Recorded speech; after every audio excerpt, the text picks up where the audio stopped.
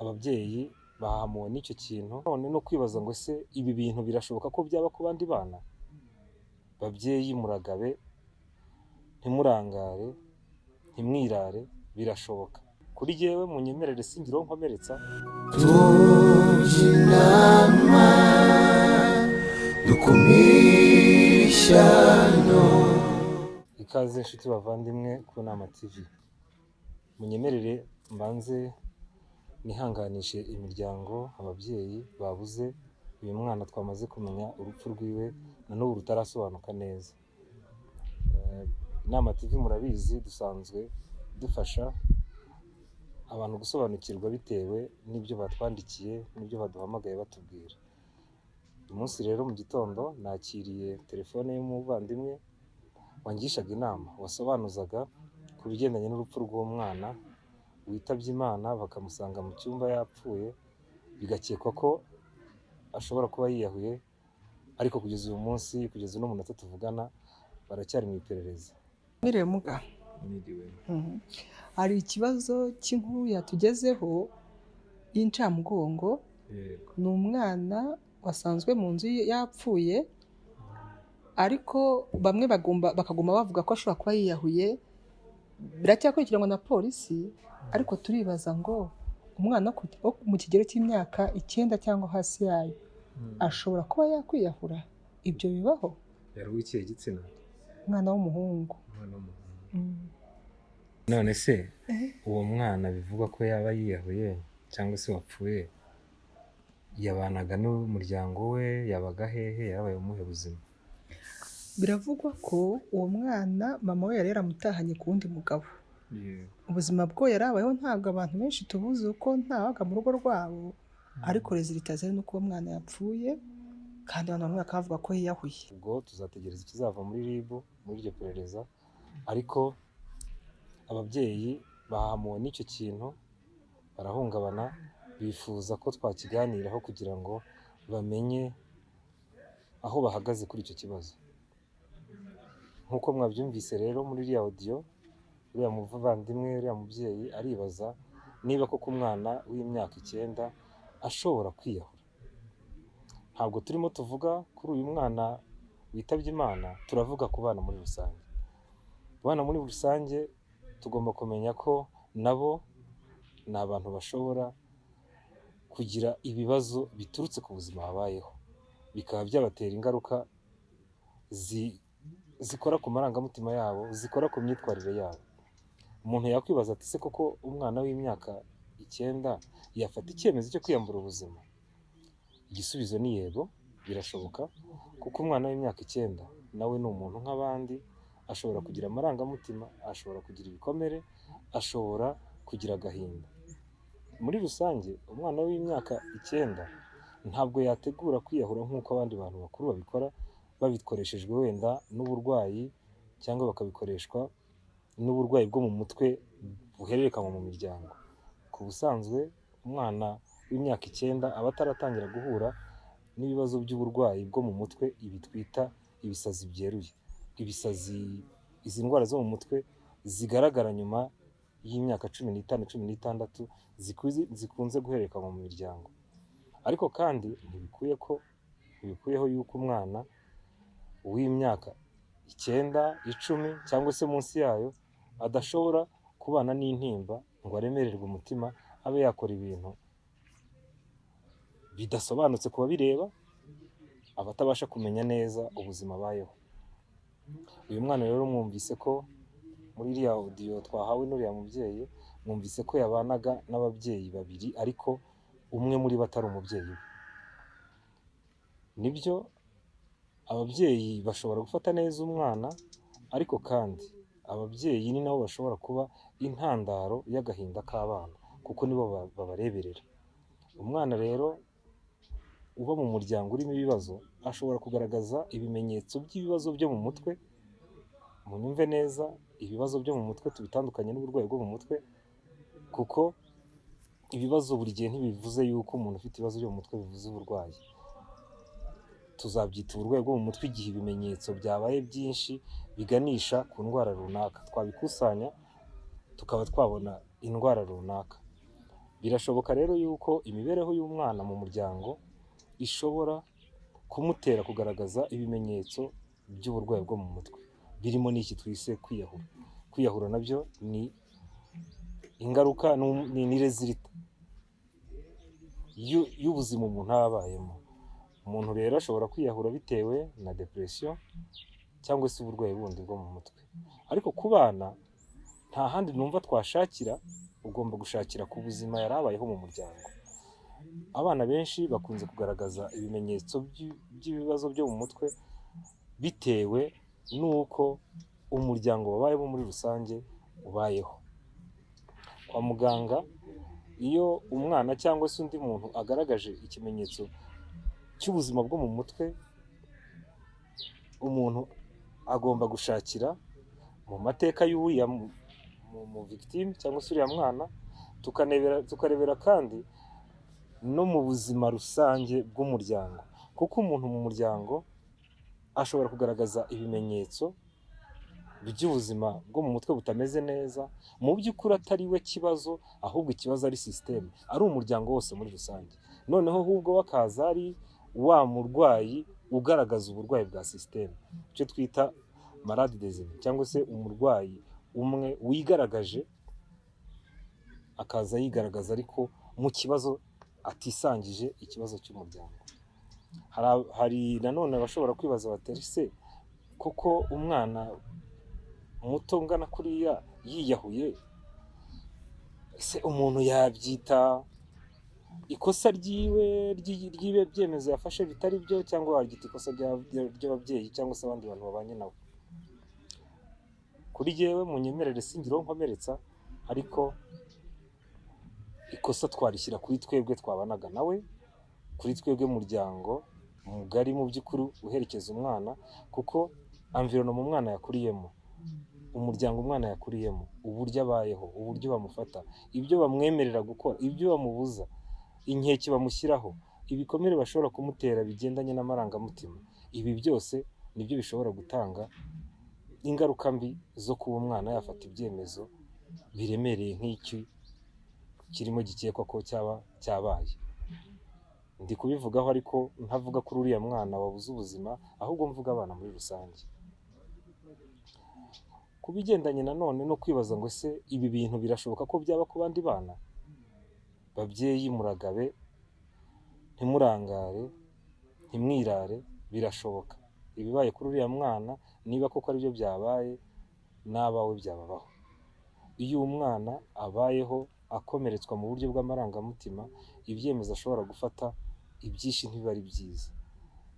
Ashobora gufata icyemezo agatoroka mu rugo, ibi mukunze kubona ku bana b'imyaka 13, 14 kugeza kuri 19, ibyo twita délinquance juvénile, aho umwana aba nta kintu mu by'ukuri abareberera hanze, baba babona nta kintu abuze mu muryango, ariko ukaba wamusanga mu muhanda, ukaba wamusanga mu biyobyabwenge, ukaba wamusanga mu bindi bikorwa ubona bitajyanye n'ubuzima musanzwe muzi ababyeyi be babamo.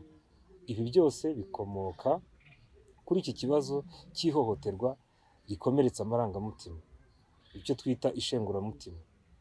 Iyi violence psychologique ku bana yo iza iremereye cyane, ishobora gutanga ingaruka ako kanya, cyangwa se igatanga ingaruka z'igihe kizaza, aho dusanga n'ubundi uyu munsi tubona abana bashobora kugaragaza imyitwarire idasanzwe, imyitwarire itabereye sosiyete, bishingiye kuko babayeho, uko barezwe, uko bafatwaga, uko baherekezwaga, uko bitabwagaho.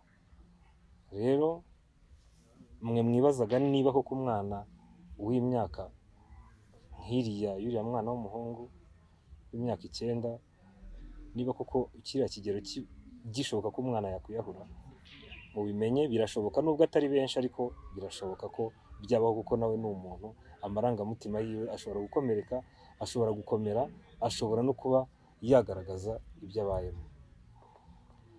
Ndagaruka kandi ku kibazo abantu bibajije bati se ubwo ikurikiranwa ry'iki kibazo rifatwa gute? Sindi umukozi wa RIB cyangwa se ngo mbe ndi umuvugizi wayo, ariko ndahamya yuko mu buryo bw'iperereza hakwiye gutekerezwa ku kigendanye n'ihohoterwa rishingiye ku marangamutima, kuko niyo ntandaro iremereye ishobora gutuma umwana afata ibyemezo biremereye nka kuriya. Munyemerere nongere rero nisegure, sindimo ncuhura, sindimo mvugira kuri uriya muryango, ahubwo nuko nanjye ndimo ntabaza. Nyabuna ababyeyi mugerageze mufate umwanya mwegera abana banyu, mumenye uko biriwe, mumenye uko batekereza, mumenye uko biyumva, muganire nabo kugira ngo utazabona ibibi, utazabona ishyano riguye mu rugo rwawe kuko amazi yarenze inkombe. Hari uwambajije ati se ibintu by'ingenzi by'ibanze umuntu yafata ko ari rutenderi ishobora gutuma umwana agira ibikomere by'amarangamutima ni ibihe, ku buryo ababyeyi babyirinda? Icya mbere mugomba kumenya ni uko umubano w'ababyeyi bombi mu maso y'umwana ni ikintu kiremereye cyane. Uko mubana nabi nk'ababyeyi imbere y'abana birabakomeretsa cyangwa se bikabubaka. Rero ibi byumvikana neza yuko abantu bakeka ko bakemura ikibazo cy'imibanire yabo bakora amadivorce cyangwa se batandukana n'abo bashakanye, ni ukuri mubigendemo gahoro, mubyitondere, biri ku mwanya wa mbere mu bikomeretsa abana mu bigendanye n'amarangamutima.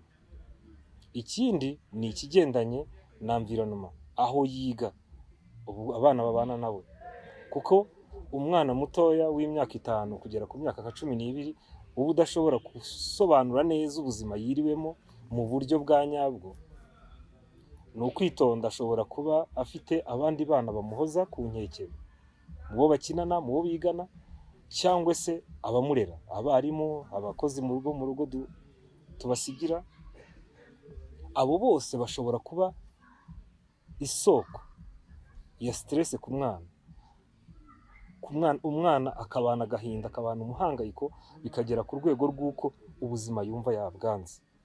Niyo mpamvu wowe mubyeyi ongera uha umwanya umwana wawe, muganire, umenye uko yiriwe, umenye uko atekereza, umenye ibimubangamiye, umenye ibyifuzo byiwe. Igihe rero uganira n'umwana wawe ushaka kumenya mu by'ukuri uko umwana wawe yirirwa cyangwa abayeho, nyuma yo kumenya iyi nkuru hari ibintu by'ingenzi ushobora kwitaho. Ushobora kwita ku bigendanye no kuburyo umwana gusubiza cyangwa umwana muganira. Umwana ufite ibibazo by'irihungabana rikomoka kuntu bamufata, niba koko bidakomoka kuri wowe, birimo biva wenda ku mukozi bijanwa cyangwa n'abandi bantu bamufata nabi, ushobora kubirebera mu isinzira rye. Umwana ukiri muto ntabwo ari byiza yuko asinzira akamara icyumweru uko aryamye udashobora kugera mu cyumba cye ngo urebe uko umwana wawe aryamye.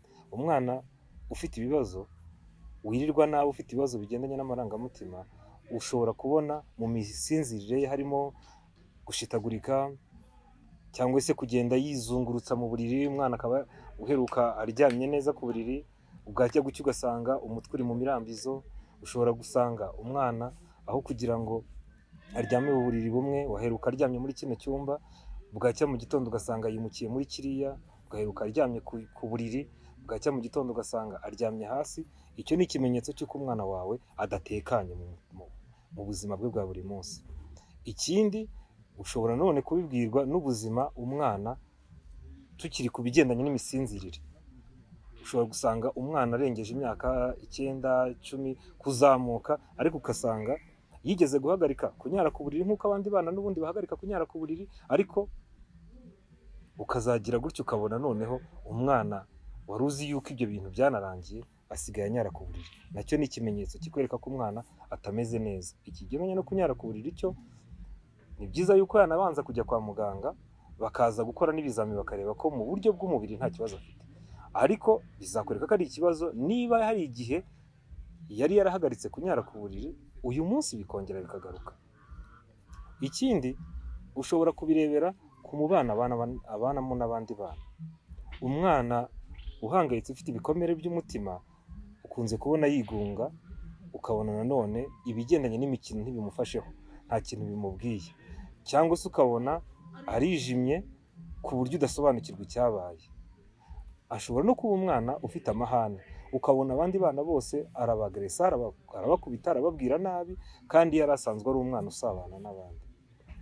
ushobora kubona nanone ikindi kimenyetso gishingiye mu buryo umwana yakurikiragamo ku ishuri. Ukabona umwana yabonaga amanota meza, byari bimeze neza rwose, ni umwana washimwaga n'abarimu, ariko ugatangira kubona noneho wa mwana arabona amanota mabi. Twagize amahirwe, ibigo byinshi ubu ngubu bikoresha abana utwitozo dushobora gutuma wowe nk'umubyeyi umenya uko umwana we yiriwe ku ishuri, umwana wawe yiriwe ku ishuri, niba yatsinze cyangwa atatsinze. Ibi nabyo ni ibimenyetso bishobora kukwereka uko umwana wawe amerewe mu buryo bw'amarangamutima. Ikindi twareba ku bigendanye n'imirire.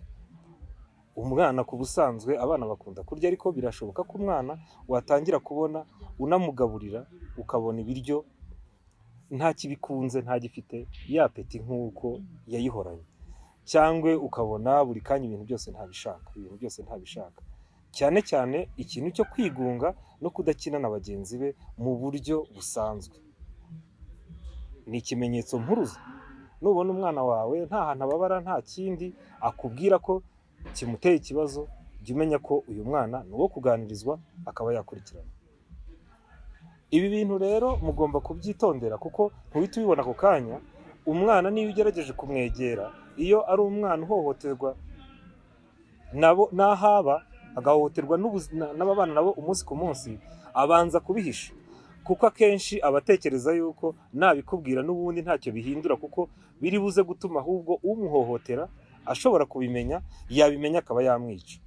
Icyo gihe ugasanga umwana yarahungabanye, nawe wendaga kumutabara ntakubonemo umuntu umutabara, ahubwo akakubonamo umuntu ahubwo ushobora kumubera intandaro yo kugira ubuzima bubi burushijeho, kubera ko urimo umubaza ibintu bikwiye kubibanga byiwe n'umuhohotera. Iki ni ikintu gikomeye. Niyo mpamvu rero utwo twitozo two kureba ibyo abana babayemo, uburyo bitwara, ni ngombwa cyane wowe mubyeyi utagira amahirwe yo kwiranwa n'umwana wawe. Hari uburyo nanone, niba urambukirwa ushobora kubona umwanya wo kuba wafatanya n'umwana wawe kugira ngo muganire, umusobanukirwe.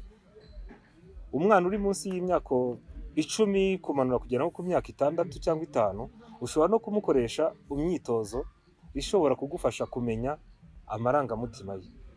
Ushobora kumusaba gushushanya inkuru ashaka, yamara kuyishushanya ukamubaza icyo iyo nkuru isobanuye, buri shusho ukamubaza icyo rivuze. Reka mbahe urugero rw'umwana washushanyije inkuru, umubyeyi akaza gusobanukirwa uko umwana abayeho bivuye muri ya nkuru. Umubyeyi nta nubwo ari kera, ni vuba aha ngaha, yasabye umwana we kumushushanyiriza igishushanyo ashaka. Umwana ashushanya, yari muri bino bihe by'imvura, ashushanya muri bwa buryo bwabo, ashushanya umwana n'abandi bantu bakuru babiri bamwegereye bafite umutaka, anerekana rwose imvura irimo igwa, ariko ku ruhande ahashyira nanone ishusho y'undi mwana wicaye wunamye wubitse umutwe mu maguru. Umubyeyi aramubaza ati, se mwana, ibi bisobanura iki? Aba ni bande washushanyije? Umwana atunga urutoki. Uwo mwana wari uri hagati y'abantu babiri, avuga yuko ari umuntu uheruka kuvuka, anerekana abo babiri bakuru bahari ko ari papa na mama. Noneho aramubaza ati, none se uri ku ruhande we ninde? Ati, ni jyewe. None se wowe ategereye abandi? Umwana aramubwira ati, rega narabibonye, kuva uriya mwana yakaza muri runo rugo ntimukinyitayeho, jyewe n'ubundi niyo ikibazo cyose cyaba, n'iyo imvura yagwa ntabwo najya mu mutaka kimwe n'uriya mwana, njyewe nambarirwa ku ruhande. Iyo nkuru ntoya mbabwiye yabayeho, ariko irakwereka neza yuko umwana aba afite uburyo asobanura uburyo abayemo, bigusaba yuko umwegera ukabasha kumusobanuza neza. Umuntu yakwibaza rero ati, ese nimara kwegera abana banjye nkabaganiriza, nkaza gusanga harimo umwana ufite imyitwarire igaragaza yuko afite ikibazo ntarimo sobanukirwa. Mu gihe ukora rero uwo mwitozo wo kumenyana n'abana bawe no kuganira nabo no gusobanukirwa uburyo babayemo, uramutse usanze hari umwana urimo ugaragaza ibimenyetso bigaragaza ko ashobora kuba atameze neza muri bya bindi navuze, cyangwa se mu gihe uganira nawe ukumva ko wenda ashobora kuba hari ibikomere wumva afite bimuremereye wabigenza ute? Inama nakugira ni uko watera intambwe ukegera abaganga. Kugeza uyu munsi niba ntibeshye mu makuru mfite ni uko kuva kuri centre de santé kugera ku bitaro bikuru hagiye hari abitwa abapsychologue cliniciens cyangwa se abashinzwe ubuzima bwo mu mutwe. Bashobora kugufasha ukaba wakwihera umwana wawe ubuzima bwiza bwo mu mutwe, ukamurinda kuba yakomereka mu buryo burambye, kuko n'ubundi bikomere n'iyo ubihishe byo byihishura mu yindi shusho mbi, bikaba byamutera kubana nabi n'abandi cyangwa se bikaba byanamuganisha mu kwiyangiriza ubuzima. Ariho usanga abantu bashobora kwiyambura ubuzima byo kwiyahura, cyangwa se akaba yazana ibiyobyabwenge nk'umuntu wabuze amajyo, wabuze ahandi ahungira ibibazo by'ubuzima. Mwitonde rero, mugerageze mwite ku bana banyu, mumenye uko babaye. Munyemerere rero nsoze kino kiganiro mbasaba ko namwe igihe mwagira andi makuru mushobora kudusangiza kugira ngo twese dufatanye twirinde ibishobora gusenya umuryango, tuzaye tubiganira. Mushobora kohereza comment yanyu mukavuga neza uko ikibazo mucyumva, n'ufite andi makuru kuri ino nkuru, kuko ni inkuru ikirimo igihu. Ikizwi nuko umwana atakiriho yitabye Imana, ariko amakuru y'ibyabaye muri rusange ntabwo aramenyekana. Nanjye natangaga ishusho y'ibibazo abana bashobora kugira. Mukande subscribe kugira ngo tugumane, ikiganiro cyose gisohotse muzajye mukireba, kandi niba wanagikunze hari inyigisho ukuyemo ushobora gukanda like. Ushobora no kuba waduhamagara igihe nawe hari ikiganiro cyangwa se topic wifuza ko tuganira. Murakoze, nakagaruka. ubuntu buganze Kunama TV, yeah.